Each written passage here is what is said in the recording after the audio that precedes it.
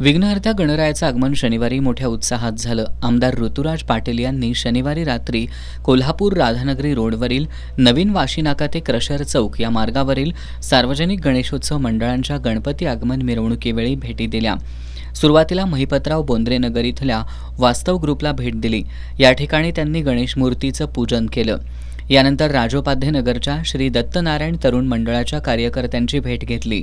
तिथं त्यांनी मंडळाच्या कार्यकर्त्यांसोबत डीजेच्या ठेक्यावर ताल धरला. साने गुरुजी सांस्कृतिक क्रीडा मंडळाच्या महागणपतीला भेट देऊन त्यांनी ढोल ताशांच्या गजरात कार्यकर्त्यांसोबत नृत्य केलं. साने गुरुजी मेन बसस्टॉपजवळील लक्ष्मीटेक विकास मंडळाच्या गणेश मूर्तीचं पूजनही त्यांच्या हस्ते करण्यात आलं. यानंतर उपनगराचा राजा न्यू ग्रुपच्या कार्यकर्त्यांची भेट घेतली.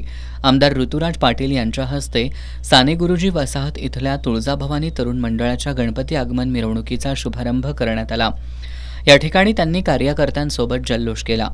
यानंतर आपटेनगर इथल्या ए बॉईज तरुण मंडळाला आणि BD कॉलनी इथल्या संघर्ष ग्रुपला आमदार ऋतुराज पाटील यांनी यावेळी भेट दिली.